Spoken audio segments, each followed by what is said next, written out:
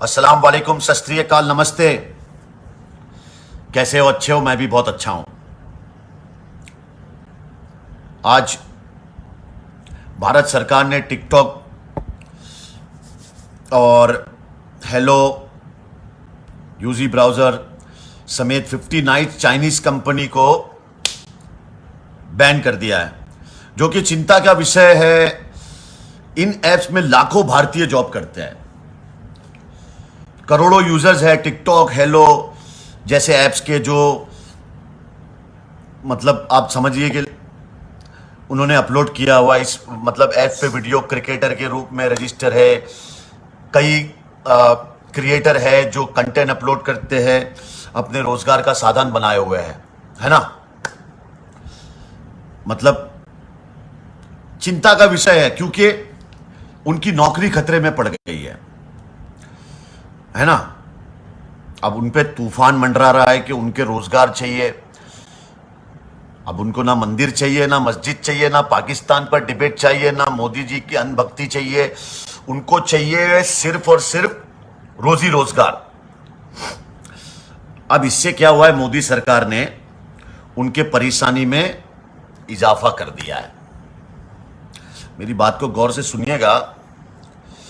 आप ये बताइए, और पेटीएम, ओला, जोमेटो, स्विगी, फ्लिपकार्ट, ओयो जैसी बड़ी कंपनी को रियायत बख्शी है, क्या इन एप्स को भी नागरिकता दे दी है? पेटीएम का प्रचार पीएम मोदी जी ने खुद किया था, इसलिए उसे इस देश से बदतर नहीं कर सकते। लेकिन एक तबका इन एप्स में अरबों का चंदा दिया हुआ है, मतलब अरब रुपए का चंदा दिया हुआ है। तो वो चंदा तो ले रहे थे, लेकिन साथ ही साथ चाइनीज एप्स को बॉयकॉट कर दिया है और बैन लगाने की मांग कर दी है। देखो, इस महामारी के दौरान में बैन होने का मतलब एक ऐप से जो बैन हो रहे हैं, उसमें मैं सबसे पहले तुम्हें यह बता दूं कि इस देश में सबसे ज्यादा बदतर हालत होने वाली है अब क्रिएटरों की, टिकटॉकरों की। जो लोग अपना घर चलाते थे, जो लोग अपने माँ बाप को पालते थे, जो टिकटॉक कंपनी में काम करते थे, जो बीगो कंपनी में काम करते थे, जो हेलो ऐप में काम करते थे, वो सारे भारतीय हैं मेरे भाई लोग। वो भारतीयों को क्या होगा मैं आपको बताता हूं। अभी लाखों भारतीयों का रोजी रोजगार मतलब उनकी कोई फिक्र नहीं है। करोड़ों वीडियो क्रिएटर जो घर का खर्चा संकट में पड़ गया तो उनका कोई नहीं है। अब ये देखिए ना, आप इस सरकार में नौकरी का जाना अजूबा नहीं है ना। नौकरी मिलना अजूबा है। जिस तरह लोगों का रोजगार सरकार छीन कर खुशी मनाते हैं, क्या आप लोग ये चाइनीज ऐप को बैन करके खुशी मना रहे हो?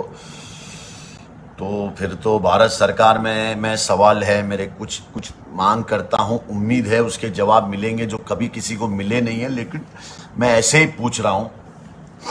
अभी मुझे क्या, कोई ना कोई केस में लोग फंसा देते। अभी फिर से सब लोग मिलके मुझे बोले इसको कोई ड्रग्स के केस में फंसा दो या किसी लड़की के केस में फंसा दो, क्योंकि आप भारत सरकार से सवाल करोगे तो आपके साथ ये होगा। अभी विनय दुबे को भी फंसाने की कोशिश की जा रही है, बेचारे को, वो भी आवाज उठा रहा है। तो जो आवाज उठाते हैं उसकी वाट लगता है। मैं भारत सरकार से कुछ छोटे से सवाल करना चाहता हूं। मेरी भारत सरकार से मांग है कि रक्षा मंत्रालय के लिए 2018 में 639 करोड़ 639 करोड़ रुपए आईटीबीपी में जवानों के लिए बुलेट प्रूफ जैकेट खरीदने के लिए चीन को टेंडर दिया गया था, जो कि कुछ ही महीने में वो जैकेट्स इंडिया आने वाले थी। क्या भारत सरकार ने और उनके भक्तों ने साथ चीन के सामान का बहिष्कार कर ये 639 करोड़ वापस लेने के लिए कोई मांग की है कि नहीं? चीन के एक बैंक से भारत सरकार ने 5700 करोड़ रुपए का लोन लेने के पेपर डाले हैं। अब समझ में यह नहीं आता कि भारत कभी खोखला हो ही नहीं सकता। अब इससे ज्यादा क्या खोखला होगा भारत यार। हमारे भारत की तो सोने की चिड़िया को पीतल का बना दिया गया है ना। अब चाइनीज 59 एप्स को बैन होने की खुशी मना रहे हैं लोग हैं। अरे रोजगार बैन हो गए लोगों की, अब किसी की नौकरी जाने का, किसी का घर बर्बाद होने की खुशियां मना रहे हो।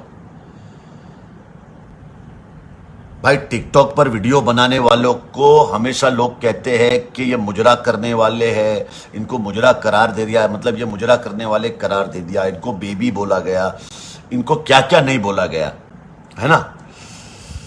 लेकिन ये भी ध्यान रखिए कि कोई भी धंधा छोटा नहीं होता और धंधे से बड़ा कोई धर्म नहीं होता। अपने पेट के लिए जिस्म तक लोग बेच देते हैं।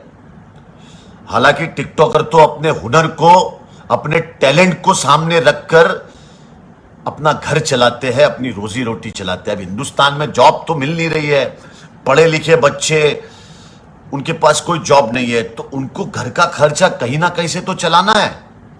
तो वो इस तरह से बेचारे टिकटॉक पे क्रिएटर बन के, दूसरे ऐप पे क्रिएटर बन के अपना खर्चा चलाते हैं, वहां से उन्हें पैसा मिलता है, ऐड मिलती है, फिर उससे वो अपना घर चलाते हैं।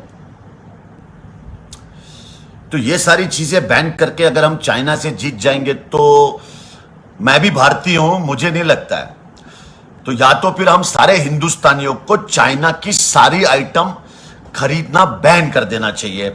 चाइनीज कंपनियां कितनी सारी है वो आपको पता ही नहीं है भाई। हम खुद, हमारे सारे भारतीयों का ही पैसा उस कंपनियों में लगा हुआ है। हम जितने भारतीयों का पैसा चाइनीज कंपनियों में लगा हुआ है, आप सोच भी नहीं सकते हो।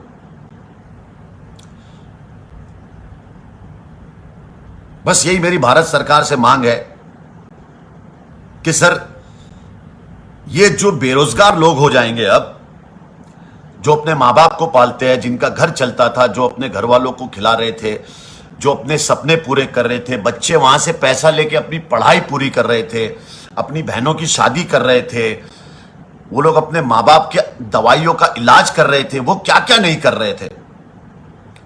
अब ये सारी चीजें बंद हो जाएगी। अब इसमें कोई भक्त आके मुझे बोलेंगे, मैं ये मैसेज भारतीयों के लिए बना रहा हूं, मैं भक्तों के लिए नहीं बना रहा हूं। और मेरे को लगता नहीं कोई भक्त अब बचे भी है। ये तो सिर्फ बीजेपी का आईटी सेल है जो आके यहाँ पे कमेंट करता है और आपस में लड़ाइयां करवाता है। मुझे लगता नहीं अब कोई, कुछ बचा ही नहीं है। हमारा देश इतना खोखला कर दिए, भारत देश को, सोने की चिड़िया को अब क्या कर दिए। बिहार में इलेक्शन है, लेकिन बिहार रेजिमेंट को ही वहां चाइना बॉर्डर पे मारा जा रहा है। अब देखिए,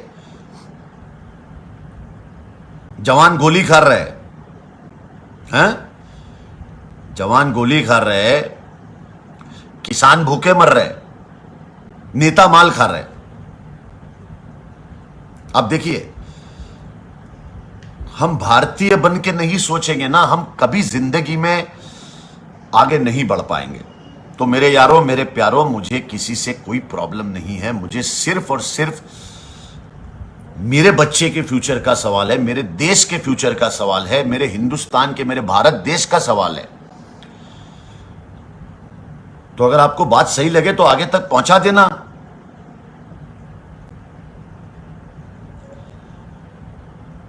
और महाराष्ट्र सरकार ने एक नया रूल निकाला है कि 2 किलोमीटर के डिस्टेंस के अंदर आप बिना काम से बाहर निकलोगे और आपके पास लॉकडाउन के पेपर नहीं होंगे, आपके पास परमिशन नहीं होगी गाड़ी को घुमाने की और गाड़ी की, तो आपकी गाड़ी को जब्त कर लिया जाएगा। तो इसलिए उद्धव ठाकरे जी का भी सपोर्ट करिए, क्योंकि उद्धव ठाकरे जी ने जो महाराष्ट्र के अंदर काम किया है वो काबिले तारीफ है। उन्होंने महाराष्ट्र को और सारे महाराष्ट्र के जितने भी लोग हैं हमारे मुंबई के, उनके अंदर कोई भेदभाव नहीं किया, अपने बच्चे की तरह सबका ख्याल रखा।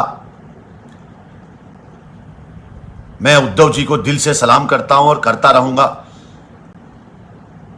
महाराष्ट्र सरकार को सपोर्ट करिए, अपनी गाड़ियां निकलिए मत, क्योंकि महाराष्ट्र में बहुत केस बढ़ रहे हैं। हमें ही खुद की हिफाजत करनी है।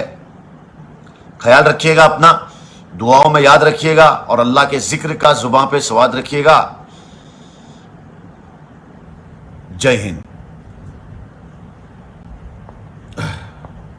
सुब्हानल्लाह वल्हम्दुलिल्लाह, ला इलाहा इल्लल्लाह, अल्लाहु अकबर।